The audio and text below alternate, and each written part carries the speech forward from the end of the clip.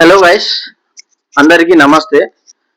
మీ అందరికీ తెలుసు, అనగా జూన్ 15వ తేదీ, ఈరోజు జూన్ 15వ తేదీ మన పెద్ద తుమ్మలం గ్రామంలో ఎస్ఐఆర్ అనే యాక్టివిటీ అయితే షురు అయింది. అంటే ఈ ఎస్ఐఆర్ అంటే ఏంటి అనేసి చాలా మందికి తెలియదు, చాలా మంది కంగారు పడుతుంటారు. సో వాళ్ళ కోసం అనేసి ఒక చిన్న అవగాహన లాగా ఈ వీడియో అయితే నేను చేస్తున్నాను. సో బేసిక్ గా ఈ ప్రాసెస్ ఏంటి, ఇక్కడ మనకి ఏం జరుగుతుంది అనేసి స్టెప్ బై స్టెప్ అయితే మనం తెలుసుకుందాము. సో దానికోసం అనేసి ఈ చిన్న వీడియో అందరూ ఖచ్చితంగా చూడండి. ఎందుకంటే మన ఓటర్ ఐడి మ్యాపింగ్ మన పేరెంట్స్ కానీ మన గ్రాండ్ పేరెంట్స్ కానీ ఎలా జరుగుతుంది, ఎవరు చేస్తారు, ఒకవేళ ఏమైనా ఇబ్బందులు ఉంటే ఎప్పటిలోపు చేసుకోవాలి, ఇవన్నీ కూడా ఈ వీడియోలో సాధ్యమైనంత వరకు డిస్కస్ చేద్దాము.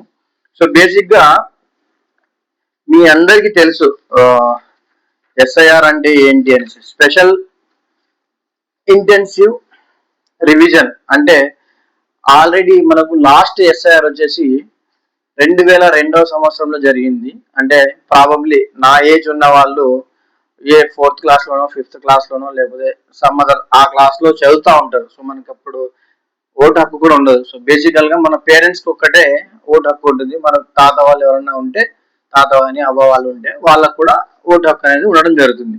సో ఇప్పుడు ఎందుకు మ్యాప్ చేస్తున్నారంటే, కొంతమంది చనిపోయి ఉంటారు, కొంతమందికి డూప్లికేట్స్ ఓటు ఉంటాయి, కొంతమంది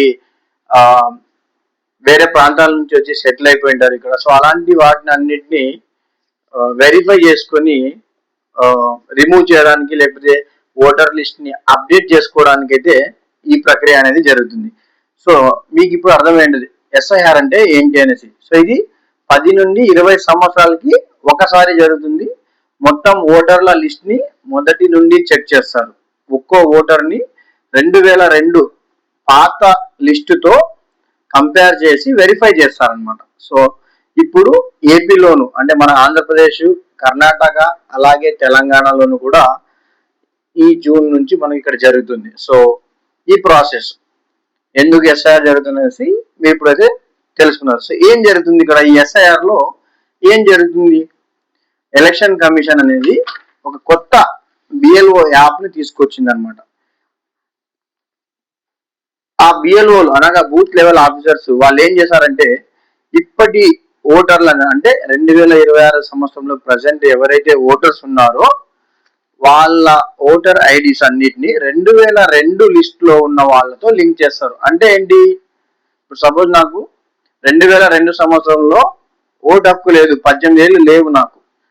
సో అలాంటప్పుడు నాకు ఎప్పుడు వచ్చింటుంది, 2011లోనో 12లోనో నాకు 18 ఏళ్ళు నిండుంటాయి. సో అప్పుడు వచ్చింటుంది ఓటర్ ఐడి. సో నా యొక్క డేటాని మా పేరెంట్స్ యొక్క డేటాతో వెరిఫై చేస్తారు. మా పేరెంట్స్ కి ఎలక్షన్ ఓటర్ ఐడి అనేది ఉంటే వాళ్ళ ఐడితో నన్ను మ్యాప్ చేస్తారు. అర్థమైందా? ఒక అనుసంధానిస్తారు, లింక్ చేస్తారు అనమాట. సో ఇది ఎస్ఐఆర్ యొక్క ముఖ్య ఉద్దేశం. సో ఫ్యామిలీ ట్రీ అనేది మ్యాప్ అవుతుంది. అంటే ఇప్పుడు సపోజ్ కొంతమందికి డౌట్ రావచ్చు, ఓకే నాకు 2002 నాటికి 18 ఏళ్ళు నిండిపోయినాయి, బట్ అప్పటి నేను ఇంకా ఓటర్ లిస్ట్ చేసుకోలేదు, అప్లై చేయలేదు, నాకు రాలేదు అనేసి. మరి నా పరిస్థితి అనే వాళ్ళు కూడా ఉంటారు. సో అలాంటి వాళ్ళకు కూడా ఒక మొత్తం 3 కేటగిరీస్ లాగా మనకి ఇక్కడ డివైడ్ చేయడం అనేది జరిగింది. ఫస్ట్ కేటగిరీ ఎవరైతే ఉన్నారో అంటే 2002లో ఆల్రెడీ వాళ్ళకు ఓటర్ ఐడి అనేది ఉండి వాళ్ళు ఎలక్షన్ లో పార్టిసిపేట్ చేసి ఉంటే, ఓట్ వేసి ఉంటే వాళ్ళకి డైరెక్ట్ గా 2002 ఓటర్ బేసిస్ మీద మ్యాపింగ్ జరిగిపోతుంది. వాళ్ళు ప్రత్యేకంగా ఎలాంటి డాక్యుమెంట్స్ ఇవి ఇవ్వాల్సిన అవసరం లేదు. వాళ్ళ దగ్గర ప్రజెంట్ ఉన్న election voter ID, Aadhaar card ఇచ్చేసి వాళ్ళ ప్రస్తుత వివరాలని వాళ్ళు బిఎల్ఓకి ఇస్తే వాళ్ళు అప్డేట్ చేయడం అయితే జరుగుతుంది. సో అది ఒక కేటగిరీ. సెకండ్ కేటగిరీ ఏంటి, ఇంతకుముందు చెప్పినట్టుగా ఏంటి, 2002లో నాకు 18 ఏళ్ళు నిండాయి, బట్ నేను అప్పటికి ఓటర్ ఐడి నేను అప్లై చేసుకోలేదు, లేదు నా దగ్గర అనేసి కూడా కొంతమంది. ఎందుకంటే అప్పుడు టెక్నాలజీ అంతా అడ్వాన్స్ గా లేదు. సో దాన్ని కూడా ఏం చేయాలి మనము, అది కూడా కేటగిరీ కదా, వాళ్ళని కూడా చూసుకోవాలి. కాబట్టి దానికి కూడా అందులో కేటగిరీస్ ఉన్నాయి. మళ్ళీ ఇప్పుడు సపోజ్ 2002లో మా బ్రదర్ కి 18 ఇయర్స్ ఉన్నాయి. అర్థమైందా? బట్ తన ఓటర్ ఐడి లేదు అనుకుందాం, ఆ టైంలో ఓటర్ ఐడి చేయించుకోలేదు, తను అప్లై చేయలేదు అనుకుందాం. సో కానీ తనకి ఇప్పుడు 41 years 42 years ఉన్నాయనుకోండి, ఆ కేటగిరీలో ఇప్పుడు వాళ్ళ గ్రాండ్ ఫాదర్నో లేకపోతే ఈ ట్రీలో వాళ్ళ పేరెంట్స్నో ఎవరో ఒకరిని 2002 లిస్టులో ఎవరైతే వాళ్ళు ఓటు వేసి ఉంటారో వాళ్ళ లిస్టులో ఆ నేమ్ ఉంటుందో ఆ నేమ్తో వాళ్ళు మ్యాప్ చేయించుకోవాలి. సో ఇది ఒక ప్రొసీజర్. ఇప్పుడు నా కేసు తీసుకోండి, నాకు 32 years ఉన్నాయి. సో 32 years అంటే 2002లో నాకు 18 ఏళ్ళు లేవు. బట్ నా కేసులో ఏం జరుగుతుంది, సేమ్ మళ్ళీ నేను 2002 లిస్ట్ తీసుకునేసి అందులో మా అమ్మదో మా నాన్నదో పేరు వెతుక్కుని ఈ వీళ్ళు మా పేరెంట్స్ అనేసి మన బిఎల్ఓకి మనం చెప్తే, మనము వాళ్ళైతే ఆ బిఎల్ఓ వాళ్ళు అయితే ఏం చేస్తారంటే ఆ డేటాని మన యొక్క ఓటర్ ఐడిని మన పేరెంట్స్ ఐడితో లింక్ చేస్తారు. దీన్ని మ్యాపింగ్ అంటారు. అర్థమైందా? సో దీనికి ప్రజెంట్ ఏమేమి డాక్యుమెంట్స్ మనం ఇస్తున్నాము అంటే, మీ అందరికి తెలిసిందే, నార్మల్ గా కొత్త వాళ్ళకి ఇప్పుడు రేపు మాపో లేకపోతే ఒక 3 నెలల తర్వాత 6 నెలల తర్వాత 18 ఏళ్ళు నిండే వాళ్ళు కూడా ఓటర్ ఐడి అప్లై చేసుకుంటారు కదా. సో అలాంటి వాళ్ళు మీరు ఎలక్షన్ కమిషన్ అఫీషియల్ వెబ్సైట్ లో మీకు ఫామ్ 16 ఉంటుంది. సో ఆ ఫామ్ 16 ఇచ్చే అప్లై ద్వారా మీరు అప్లై చేసుకోవచ్చు, బోత్ ఆన్లైన్ ఆర్ ఆఫ్లైన్. మీకు సచివాలయంలో మీ బిఎల్ఓ దగ్గరికి వెళ్ళేసి ఆఫ్లైన్ లో మీరు ఫిల్ చేసి ఇచ్చినా మీకు ఎలక్షన్ ఐడి వస్తుంది.